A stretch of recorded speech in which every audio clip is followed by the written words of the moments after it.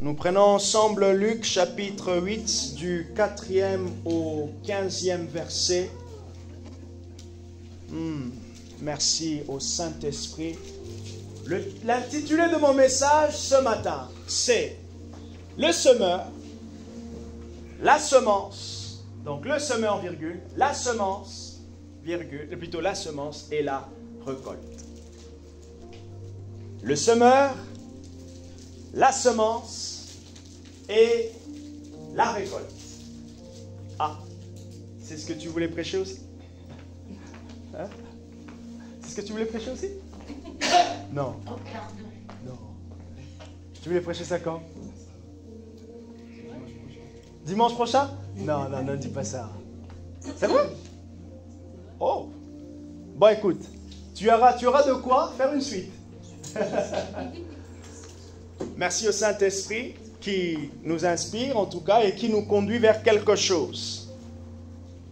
Donc, vous connaissez la parabole du semeur dans la Bible. Ok, il y a en tout cas plus d'une dizaine des paraboles de Jésus. Plus d'une dizaine. En tout cas plus d'une dizaine, comme ça le nombre, je ne sais pas. Mais en tout cas, la parabole du semeur est l'une qui est aussi connue. Une grande foule s'assembla et des gens de diverses villes vinrent auprès de lui. Donc Jésus, il dit cette parabole. Le semeur sortit pour semer sa semence. Oh, le semeur sortit pour semer sa semence. Comme il semait, une partie de la semence tomba le long du chemin et elle fut foulée aux pieds et les oiseaux du ciel la mangèrent. Une autre partie tomba sur le roc. Quand elle poussa, donc la semence, elle sécha parce qu'elle n'avait pas d'humidité. Une autre partie tomba au milieu des épines. Les épines poussèrent avec elle et l'étouffèrent. Et une autre partie tomba dans la bonne terre. Quand elle poussa, elle donna du fruit au centuple. Le verset 8, très intéressant. Quand la semence a poussé. Ce qui est intéressant de remarquer, c'est que la semence avait de quoi pousser. Mais par contre, il y avait 4 types de terre et de conditions qui certains, 3 d'entre elles, ne permettaient pas à la semence de pouvoir pousser. En tout cas, suivez-moi très bien. Je sais où je vais et je sais en tout cas ce que j'aimerais insister. Je pense que la manière dont je vais aborder cette parabole, ça va vraiment, vraiment faire un tilt en tout cas par la grâce du Saint-Esprit. Et je donne aussi une matière à réflexion à Rodrigo pour la suite. Donc il a le grand devoir de ne pas faire comme moi, de seulement insister et d'aller plus loin. Ok? Bon, c'était une blague. Et même s'il reprend, c'est la parole de Dieu. Ses disciples du coup lui demandèrent ce que signifiait cette parabole. Il répondit, il vous a été donné de connaître les mystères du royaume de Dieu, mais pour les autres. Donc, or, ceux qui ne sont pas mes disciples, cela leur est dit en parabole, afin qu'en voyant, ils ne voient point, et qu'en entendant, ils ne comprennent point. Premièrement, Jésus s'adresse à qui? Jésus s'adresse à la foule. Cette parabole est donnée à qui? Elle est donnée à la foule. Donc là, nous avons la raison pour laquelle Christ enseigne en parabole. C'est pour que ceux qui entendent n'entendent pas, qu'ils ne comprennent pas. Mais en fait, c'est bizarre quand même, non? Pourquoi ne veut-il pas que les autres qui sont aussi là dans la foule puissent bénéficier du salut? Alors, verset 11, voici ce que signifie cette parabole. La semence, c'est la parole de Dieu. Ça, vous le connaissez tous. Et je vous invite à mettre soit un trait ou à surligner le verset 11. La semence, c'est la parole de Dieu. Verset 12, ceux qui sont le long du chemin, ce sont ceux qui entendent. Puis le diable vient et enlève de leur cœur la parole afin qu'ils ne croient pas et ne soient pas sauvés. Ah oui, j'ai prêché, j'ai témoigné à quelqu'un. Oui, j'ai déposé une semence. La Bible nous donne une vérité ici pour nous dire que le diable vient pour enlever la semence. Donc, il y a autant un défi d'aller évangéliser, mais aussi un défi, après avoir témoigné, de pouvoir intercéder pour la personne afin que l'ennemi n'enlève pas la semence. C'est fou quand même, hein? Ceux qui sont, le verset 13, ceux qui sont sur le roc, ce sont ceux qui, lorsqu'ils entendent la parole, la reçoivent avec joie. Oui, la parole de Dieu, cette parole révélée, cette parole inspirée, donne cet aspect de choses, produit cela, la joie. Mais ils n'ont pas de racines. Ils croient pour un temps et au moment de l'épreuve, ils se retirent. Aïe! Verset 14. Ce qui est tombé parmi les épines, ce sont ceux qui, après avoir entendu la parole, s'en vont, sont étouffés par les soucis, les richesses et les plaisirs de la vie et ne donnent pas de fruits. Le verset 15. Ce qui est dans la bonne terre, ce sont ceux qui entendent la parole avec un cœur bon et honnête, la retiennent et portent du fruit par la persévérance. Ah, le verset 15.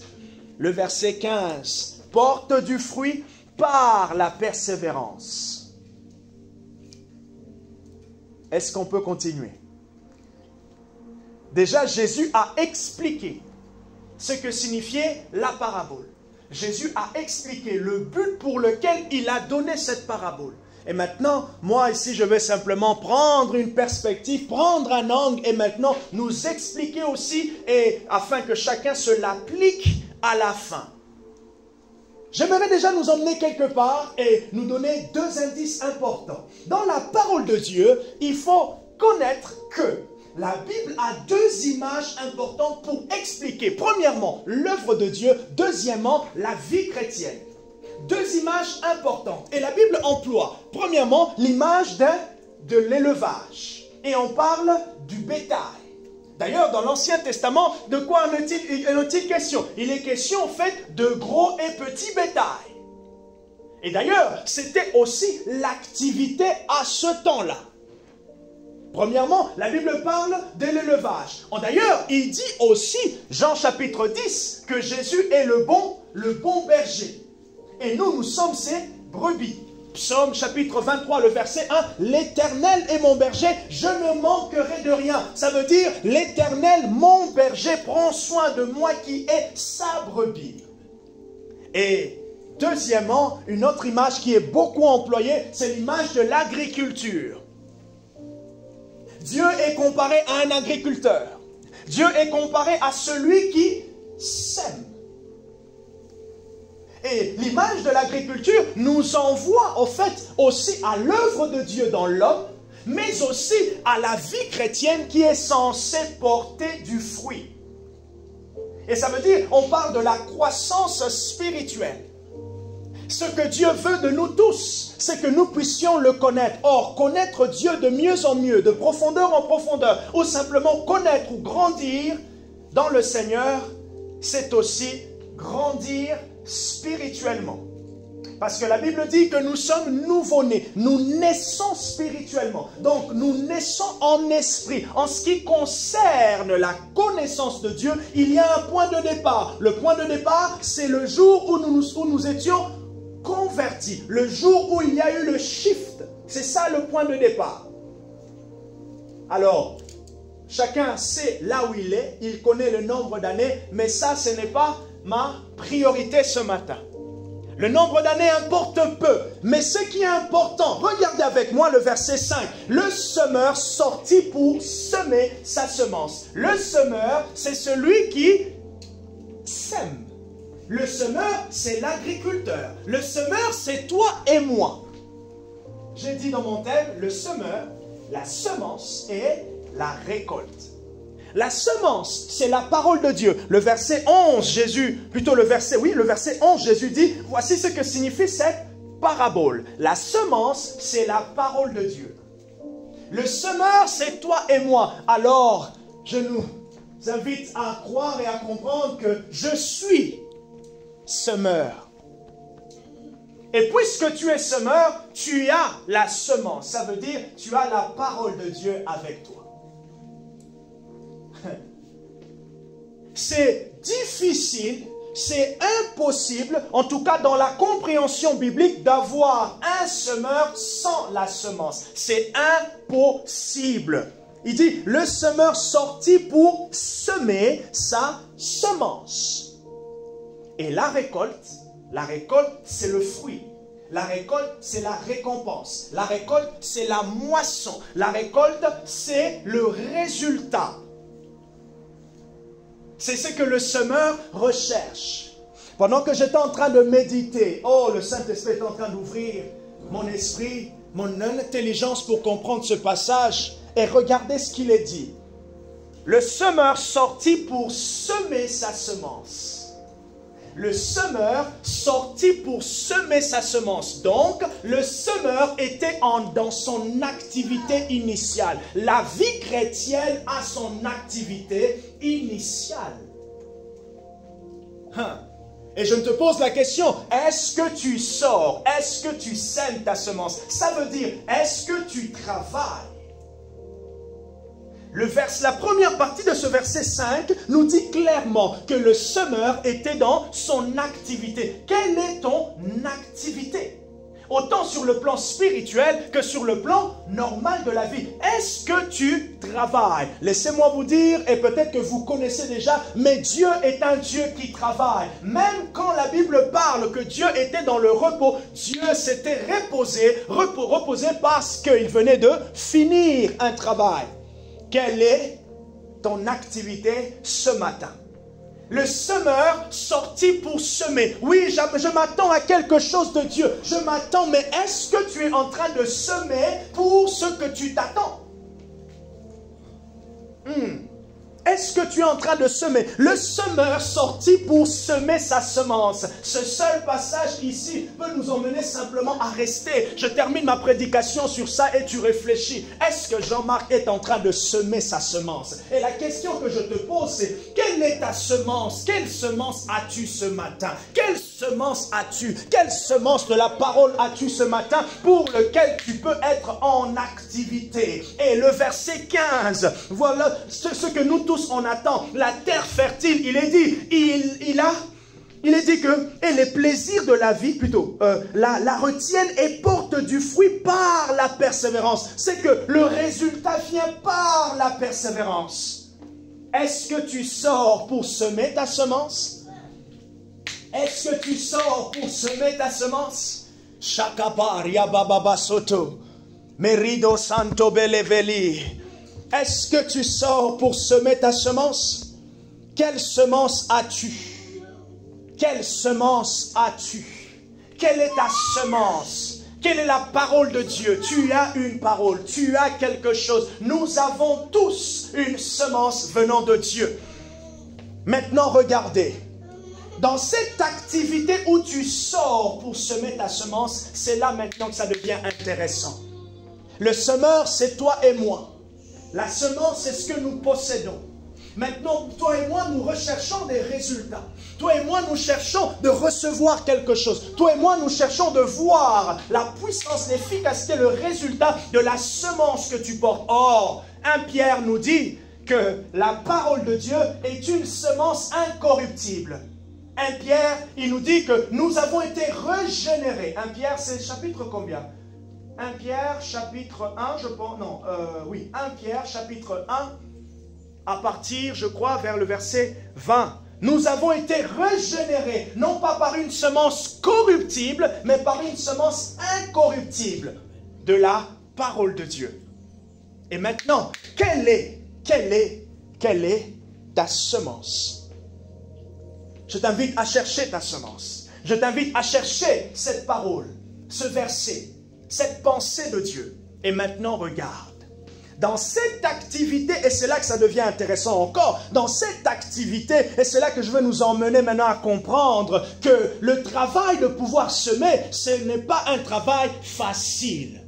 La vie chrétienne, ce n'est pas facile, bien sûr, dans la perspective de nos propres efforts, mais elle est facile lorsque l'on apprend à faire confiance à celui qui s'est décidé lui-même de pouvoir nous accompagner dans ce périple et ce pèlerinage.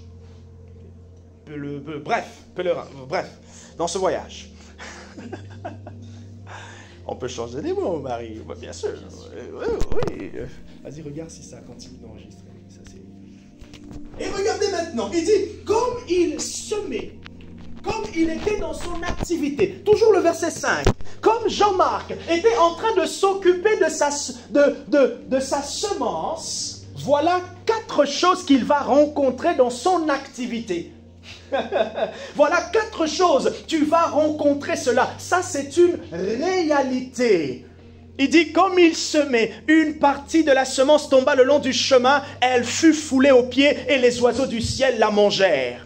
Le verset 12 nous donne l'explication. Ça veut dire, ce sont ceux qui sont le long du chemin, ce sont ceux qui entendent, puis le diable vient et enlève de leur cœur la parole afin qu'ils ne croient pas et ne soient pas sauvés. Pendant que tu es en train de travailler ta semence, le premier obstacle que tu vas faire face, c'est que tu auras l'ennemi qui viendra pour voler ce que tu as entendu de Dieu.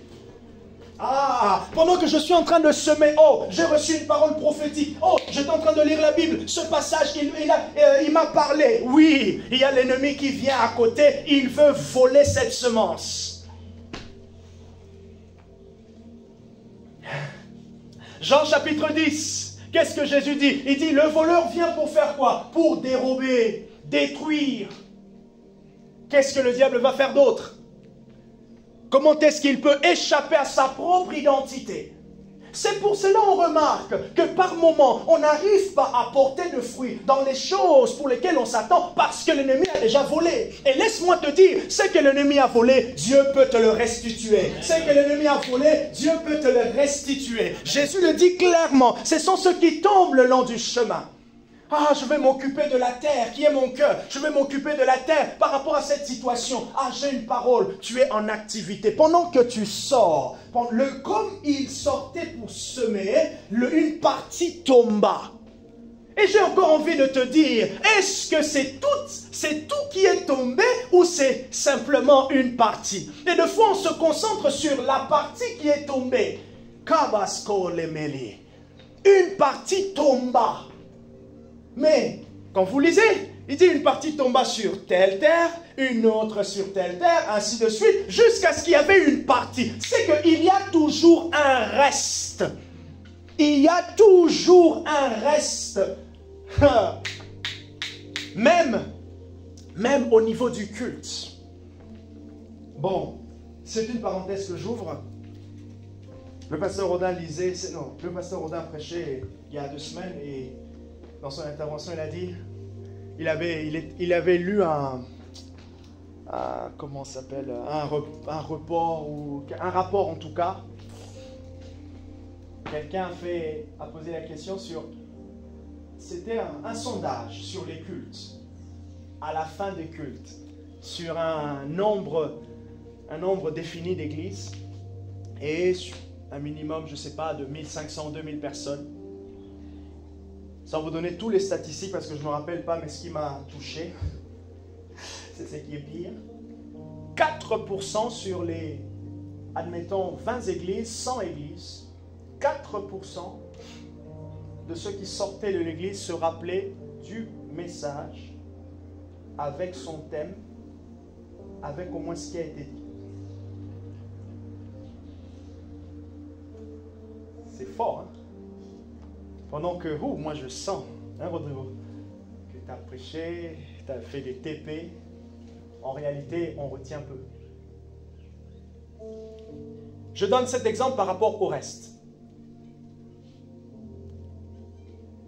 Alors, si je fais beaucoup de blagues, vous allez retenir les blagues. Mais, est-ce que la blague que vous avez retenue, vous pouvez vous rappeler du contexte dans lequel il a été utilisé?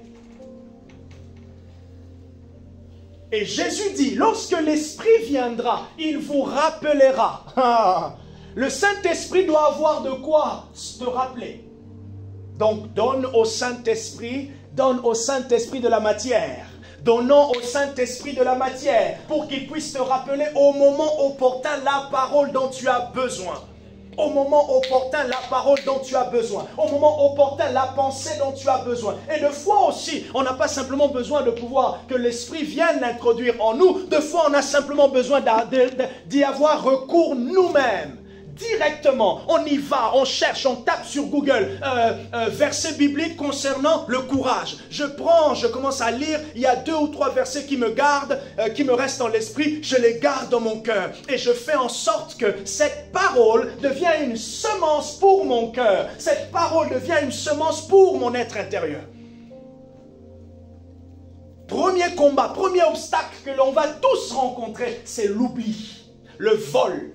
L'ennemi viendra voler, il viendra récupérer. Jusqu'à ce que tu te rendes compte au fait que j'ai perdu la fraîcheur de cette parole, j'ai perdu cette pensée et maintenant il faut que j'aille récupérer. Ah, c'était quoi encore qu'il m'avait dit? C'était quoi encore? Oh Seigneur. Un petit exemple. Je prends un temps de prière. J'ai mis un instrumental. Je prie. Et là, pendant que je suis en train de prier comme ça, j'ai une idée qui me vient en tête. Un passage, mais je ne connaissais pas la référence. Et j'aime souvent, quand je ne connais pas, il y a un passage que j'ai déjà entendu, mais je ne connais pas la référence, j'aime aller voir. Je tape sur Google simplement, j'écris ce passage-là et je relis la référence, je trouve et je prends dans ma Bible, je relis. Et le fait que je relise et je regarde directement, ça va rester. Et surtout si ça venait du temps de prière, ça va me rester, c'est tout, ça reste. Et maintenant, je prends simplement mon portable. Et j'ouvre simplement, vous avez votre code PIN, vous déverrouillez l'écran, et là tu as toutes les notifications que tu n'avais pas vues. Je vous assure, juste regarder, ok, Marie m'avait envoyé un message, m'a demandé ça, tac, tac, tac, tac, oh, le pasteur Rodin, et pouf, je perds. Et une fois, je me suis dit, wow, Seigneur, même dans un truc spirituel, j'ai reçu quelque chose de toi. Je vais sur YouTube pour pouvoir mettre une musique qui sortait du temps de prière. Je suis, l'espace de 10 secondes, encore sur YouTube, il vous propose tout ce que vous avez regardé avant. Et le pire, si c'était des shorts où vous rigolez, vous aurez la tendance d'aller juste regarder. J'ai oublié, j'étais en prière. Déconcentré, le vol. Et l'ennemi, il va toujours venir voler. Première difficulté pour le semeur, c'est ça, le vol. Il doit faire attention que sa semence ne soit pas volée. Ma vie chrétienne ne porte pas de fruits. Mais attends, check un peu, qu'est-ce qu'on t'a volé? Ou ça veut dire, qu'est-ce que l'ennemi est venu prendre au moment opportun? Pendant que tu recevais cette parole de connaissance, pendant que tu recevais cette présence de l'Esprit dans ce temps de prière, qu'est-ce que l'ennemi est venu voler par après? Et de fois, comment est-ce qu'il rentre? Il rentre par des pensées, il peut rentrer aussi par des situations. Il y a des situations qui sont des voleurs, il y a des pensées qui sont des voleurs.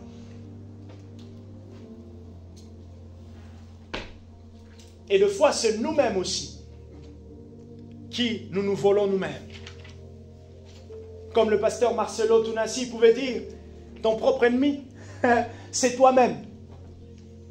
Ton propre ennemi, c'est toi-même. De ton propre progrès, c'est nous-mêmes. C'est le moi. C'est notre moi. Et plus on va apprendre à dire au Saint-Esprit, à travailler avec le Saint-Esprit par rapport à ses desseins, ses désirs, à comprendre nous-mêmes, je pense qu'on aura gagné beaucoup. Parce qu'en réalité, souvent on pleure devant Dieu. Seigneur, tu n'as pas fait, tu n'as pas fait, tu n'as pas fait. Là, je ne parle pas des choses ou de moments où Dieu, c'est dans la volonté de Dieu où tu attends simplement le temps convenable. Mais il y a des choses aussi. Dieu dit, mais tu as déjà tout. Qu'est-ce que tu veux que je te fasse? Pendant que tu étais en train de prier, tu as senti le courage. Pendant que tu étais en train de prier, qu'est-ce que tu veux que je te donne encore? Seigneur, Seigneur, Seigneur, Seigneur, Seigneur, tu as fait, tu vas faire. Dieu dit, en fait, j'avais déjà fait. C'est toi de choisir. C'est comme si on allait au restaurant avec Pregma et Ramin, et là, on est là, en train de dire, bon, on parle dans un restaurant chinois, je ne sais pas si tu aimes le chinois, mais ça va? Voilà. C'est l'exemple comme ça, tu donnes un restaurant, la personne n'aime pas, elle dit, mais pourquoi il me fait du mal comme ça? Et là, on est ensemble en train de dire, ouais, on va manger, on va manger. Le repas est là, servez-vous. Le diable vient voler. Et regardez, deuxième obstacle, une autre partie tomba sur le roc. Quand elle poussa, elle sécha parce qu'elle n'avait pas d'humidité. Verset 13, qu'est-ce que Jésus dit? Il dit, ceux qui sont sur le roc, ce sont ceux qui, lorsqu'ils entendent la parole, la reçoivent avec joie, mais ils n'ont pas de racines. Ils croient pour un temps et au moment de l'épreuve, ils se retirent. N'avons-nous pas tous expérimenté lors d'un culte, lors d'un temps de prière, lors d'une prédication? On m'a donné une parole. Ah, j'ai senti que ce jour-là, c'était la visitation de Dieu. Après le culte, je sais même. Et encore, du coup, on nous dit, pasteur, je serai là mercredi. Ah, pasteur, je serai là samedi. Pasteur, je rentre chez moi, je sais pas kata. Oui, tu rentres à la maison, tu pries aussi en langue. C'est très bien. Tu as reçu un élan. Et laissez-moi vous dire que Dieu nous donne toujours et il nous donnera toujours l'élan. Mais l'élan a besoin d'être entretenu. Ça fait plus d'1 année et demie que je fais du sport avec Rodrigo. Dans un parc. Je vous laisse imaginer la suite. Lorsqu'on va refaire. Et d'ailleurs, même, quand on a refait le foot, Ravi, t'as de la chance, t'étais pas là. Quand on a fait le foot, le premier samedi, on a fait le foot. Heureusement qu'on est des warriors. On est venu au culte dimanche. Mais, à peine on posait les pieds. À peine on marchait. Le deuxième samedi, je me réveille, on a joué au foot, le ballon était bien gonflé. On a fait des coups de tête. Je me réveille le dimanche matin, je dis à Barbara, mais c'est bizarre, je sens ma tête, on dirait que je me suis endormi, on dirait que j'étais en train de donner un coup partout. Cette douleur vient d'où? Et c'est là que Barbara me dit, mais attends, c'est pas le ballon et tout. Je dis, non, il y avait un retour. Fragment, il n'était pas là le premier samedi, le deuxième quand il était là, il est là. Il était mort. Il a fait des dribbles et tout, mais c'est pas grave, fais des dribbles. Tes muscles vont te dribbler la suite. En fait, dans ça, c'est que le pire, comme disent Rodrigo souvent, le pire, t'inquiète, ça va aller mieux 2 jours après. C'est là que tu sens que les courbatures s'intensifient.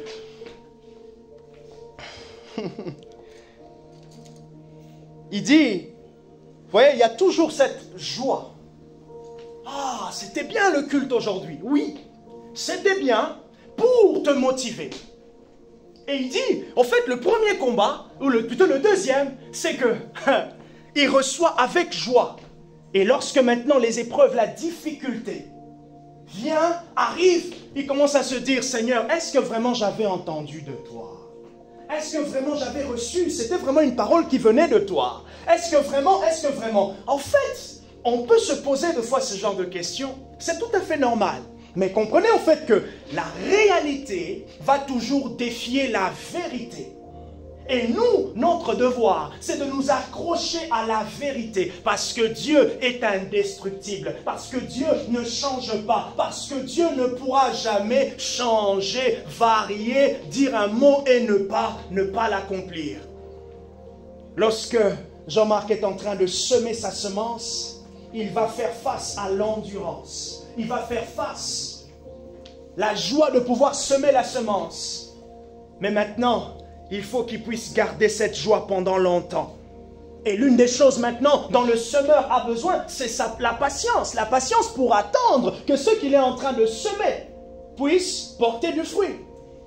C'est là que nous avons tous besoin du Saint-Esprit. C'est là que nous avons tous besoin vraiment de Dieu. Et c'est là que, ça demande un effort. Ça demande simplement de se dire, Dieu, j'avais reçu quelque chose. J'avais reçu quelque chose. Je sais, Seigneur, que j'avais entendu. Je sais que cette parole, elle était authentique. Non, comment se fait-il? C'est la première fois que j'arrive dans cette église et on me parle de la sorte. Non, pendant qu'on m'a parlé comme ça, je savais que ça venait de Dieu. Et 6 mois après, je commence à douter. Non, c'est le temps qui te fait douter. Et si vous vous rappelez de l'histoire des 10 vierges, 5 folles, 5 sages, le défi des 2 groupes, c'était quoi? C'était le temps. Il est dit, comme l'époux tardait à arriver, l'huile d'un de groupe, c'est terminé. Notre défi à tous, le défi de la foi, c'est le temps. Le défi de la foi, c'est la persévérance. Ah, Jésus. Et il dit, ceux qui sont sur le roc, ce sont ceux qui, lorsqu'ils ont entendu, ils ont reçu la parole avec joie. Tu vas toujours recevoir la parole avec joie parce que la parole de Dieu produit la joie. Mais est-ce que, lorsque le temps de l'épreuve viendra, vas-tu te retirer? Le temps va chercher à pouvoir te retirer. Que tu commences à dire, ah, est-ce que vraiment c'était la bonne semence pour la bonne terre? Est-ce que vraiment j'ai bien fait au fait de sortir pour semer? Et si c'est quelqu'un qui commence à s'engager dans le combat spirituel, je commence à avoir des retours. Est-ce que vraiment c'est bien de pouvoir prier comme ça? Comme j'ai rencontré le frère qui disait, ah non, moi tu sais par rapport au truc de délivrance là, je rentre pas parce que lorsque les retours viendront, ah non, tu sais, non, il faut... Je pense qu'on peut prier, tu peux simplement prier à distance, hein, tu vois, tu laisses la personne entre les mains de Dieu comme ça, voilà, ok, vraiment, parce que, tu vois, on dit que...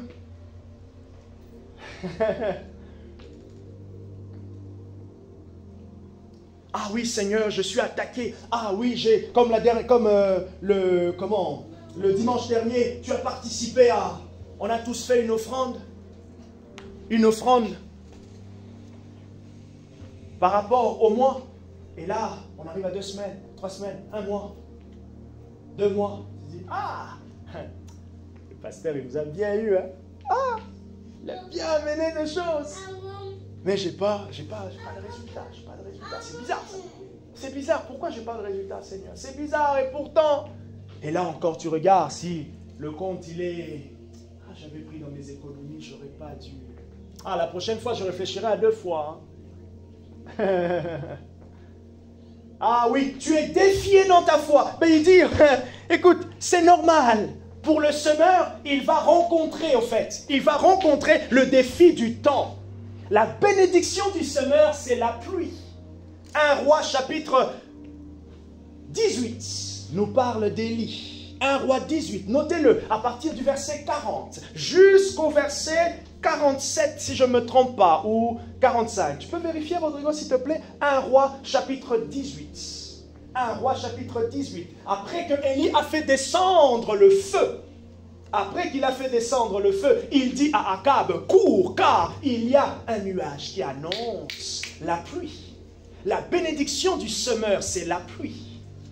Et la Bible nous montre que Élie était dans une position de prière pour demander la pluie.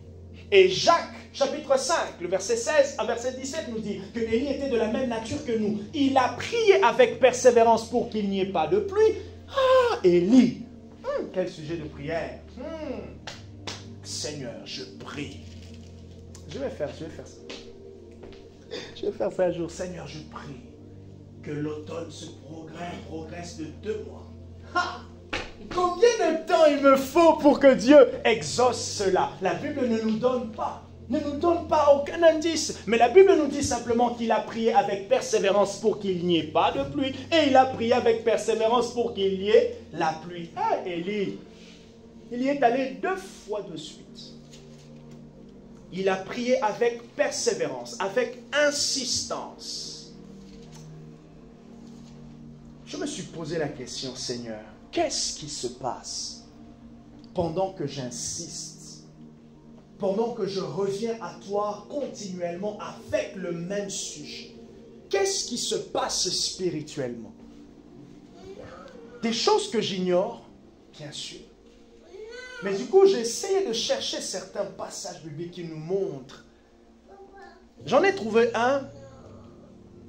La Bible dit dans Luc chapitre 9, je crois, que Jésus, lorsqu'il est monté, Luc 9, verset 28, lors de la transfiguration, il est dit, pendant qu'il priait, son visage a commencé à changer.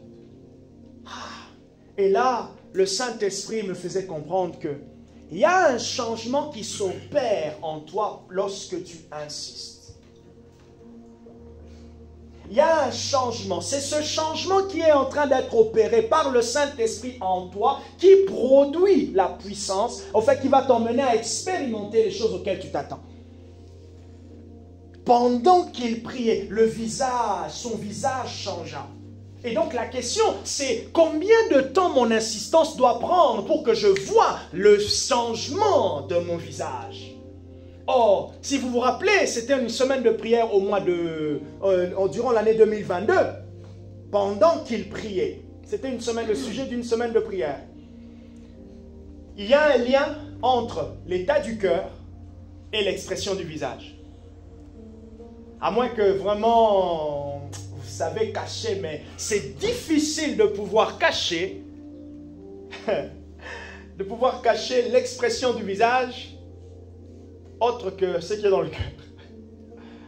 Quelqu'un qui est en colère, quelqu'un qui est joyeux, quelqu'un qui est triste, quelqu'un qui est ceci, c'est comme ça qu'il sent dans son visage. Et là, le cacher. Alors là, si vous arrivez à faire ça, c'est chaud. Vous êtes fort. Vous êtes fort. Il y a toujours un petit indice qui va vous échapper. Ça se fait soit les paroles, soit vous serez froid envers la personne. Et donc, pour qu'il y ait ça en fait, ça veut dire, pendant que tu es en train de prier, Dieu est en train de travailler ton cœur. Et maintenant, le remplissage qui s'effectue dans ton cœur va faire quoi? Va faire sortir une expression du visage différente. Donc il y a une insistance. Du coup j'ai dit à Dieu, waouh, écoute, je veux continuer. Et maintenant ma foi, mon espérance, c'était simplement, Seigneur, je sais qu'il y a des choses qui se passent spirituellement pendant que j'insiste, pendant que je continue, je persévère à prier en langue, pendant que je suis en train de continuer à lire, à m'attacher à ta parole, il y a quelque chose qui est en train de se passer. Je ne la vois pas encore, mais je sais que c'est là, c'est présent. Je continue à insister, Lamaka, Yataba. Et c'est deux fois difficile de pouvoir faire confiance à l'invisible. Or, la foi est une ferme assurance des choses qu'on espère, mais Dieu... Alors, comment croire l'invisible? Il faut maintenant checker quel est le témoignage que l'Esprit est en train de te donner pendant que tu es en train de prier. Sanakabaya. Et c'est ce que je nous encourage tous pendant que tu pries. Est-ce que tu sens encore le poids? Est-ce que tu sens encore toujours cette lourdeur-là? Ok, continue encore, avance encore. Si tu as d'autres choses prévues, tu t'arrêtes, tu reviens encore. Même pendant que tu es en train de faire ces choses-là, tu dis encore à Dieu, ce n'est pas encore assez. Je ne me suis pas encore senti bien. Je ne suis pas encore rempli. Il y a un chant en anglais d'un chanteur qui s'appelle Theophilus Sunday. Il dit « Sature mon cœur et provoque un débordement. Saturate my heart and cause an overflow. » À chaque fois que Dieu nous remplit, il y a un débordement qui est provoqué. Et d'ailleurs, quand Jésus parle dans Jean chapitre 7, il dit « Les fleuves d'eau vive couleront de leur sein. » Il parle d'un débordement. C'est pour cela, vous allez voir que même dans l'exercice de la prière en langue, généralement, le flot qu'on attend, cette présence de l'Esprit qu'on attend, en imaginant que ça viendra de l'extérieur, c'est produit à l'intérieur. Et il y a même un autre chant qui dit « Out of my belly ».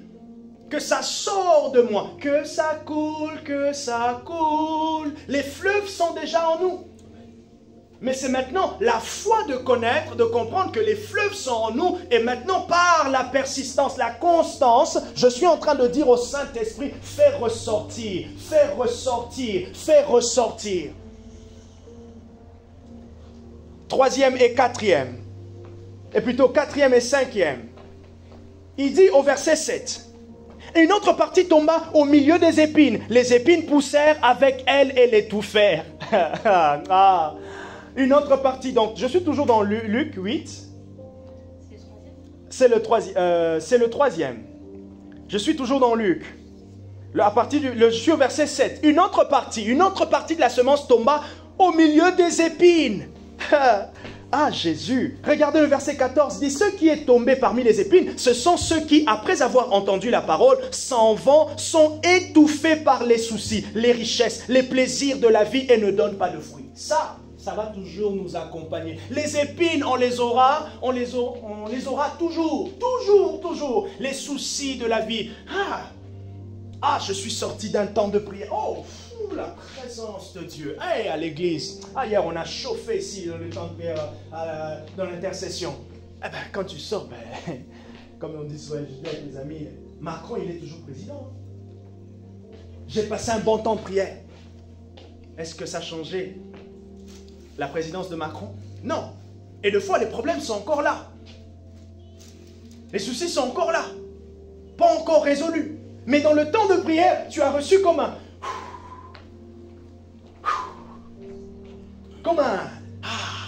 coup de pouce.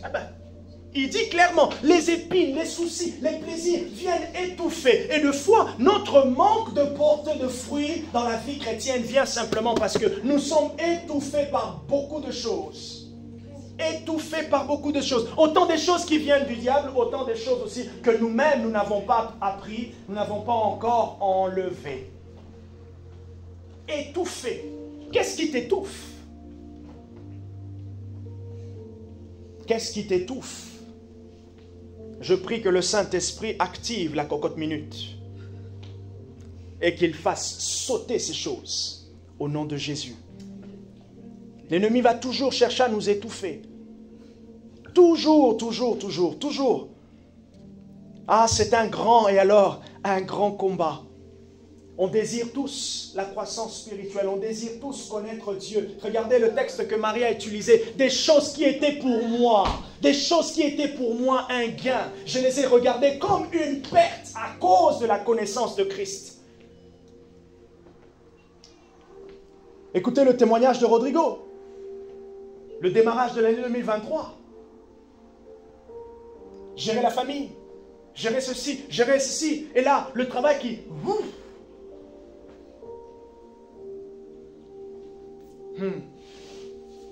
Ah Seigneur, j'arrive pas à assez prier. Seigneur, j'arrive pas à progresser comme... Ok, c'est vrai.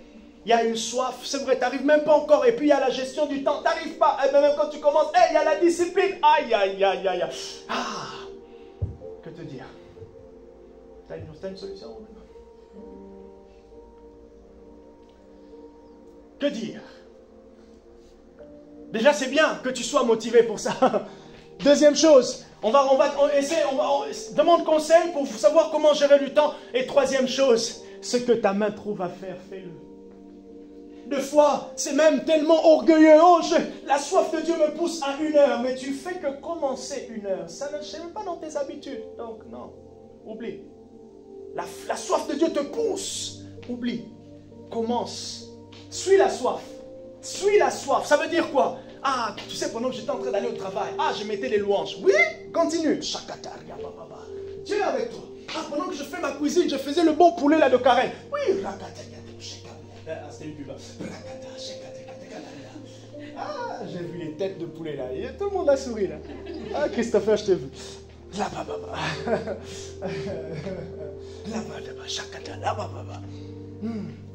Pendant que je passais l'aspirateur, mon mari est parti, et maintenant je restais tout seul. Où seul?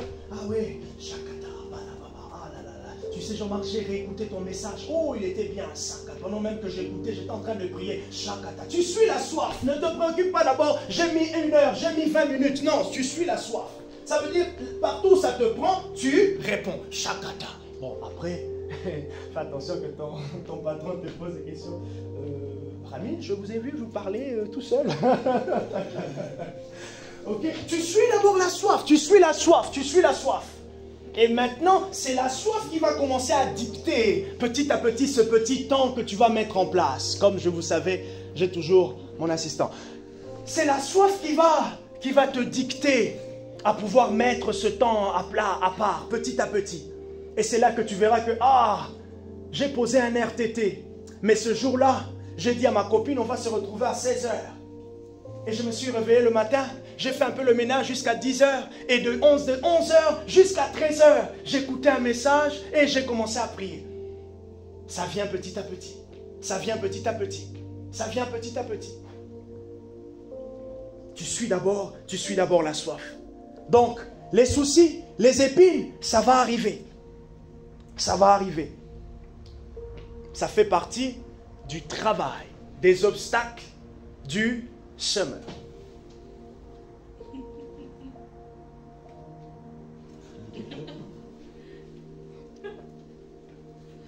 Ça fait partie des obstacles du semeur. Et maintenant, il y a la bonne terre. Il y a la bonne terre. La bonne terre, c'est nous-mêmes. La bonne terre, nous devons la trouver. La bonne terre, c'est aussi cette terre sur laquelle on a enlevé les épines, on a enlevé le roc, on a enlevé les soucis, toutes ces choses. On a enlevé. Et elle est devenue la bonne terre. La terre propice à la semence. Tu veux grandir spirituellement. Nous voulons tous grandir spirituellement. Et oui, c'est la volonté de Dieu. Nous sommes tous des bonnes terres. Alors, est-ce qu'on peut tous ensemble sortir, semer et se dire, Seigneur, je vais enlever, je vais faire attention aux voleurs. Je vais enlever les épines. Je vais enlever toutes ces terres. Je m'appelle, j'ai un ami.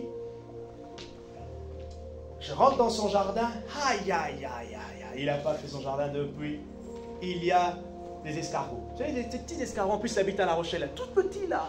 Partout. Donc, quand tu marches. Oh, pardon, excuse-moi. Quand tu marches, tu cratch, cratch, cratch, cratch, cratch. On dirait des kellogg's que tu manges dans le. Mais c'est dans les pieds, quoi. Cratch, cratch. Donc, le jour où il doit commencer à s'occuper de son jardin, le travail qu'il aura, le week-end qui va passer. Et deux fois, oui, la bonne terre dont nous cherchons, elle est là, elle a besoin de ce travail. Et deux fois, ce travail peut nous peiner, ce travail peut nous faire du mal. Ce travail peut nous faire du mal. Ce travail va nous demander, j'enlève, je suis revenu, j'ai pas l'impression, j'ai pas l'impression, oui, voilà, merci, j'ai pas l'impression, mais je travaille. C'est bien, oui, je travaille. Lui aussi, il est en train de travailler. Il obéit à la parole. Il est en train de travailler. Là, j'enlève jusqu'à ce que j'ai obtenu la bonne terre. J'ai obtenu la bonne terre. Ce qui est dans la bonne terre, ce sont ceux qui entendent la parole avec un cœur bon et honnête. Qu'est-ce qu'ils ont fait? Ils ont retenu. Et ils portent du fruit par la persévérance. L'une des clés pour porter du fruit, c'est la persévérance. L'une des clés pour porter du fruit, c'est la persévérance. Le fait de continuer. Et laissez-moi nous dire que c'est vraiment dans la persévérance qu'on évalue même mieux ce que Dieu a fait en nous. Quand tu persévères.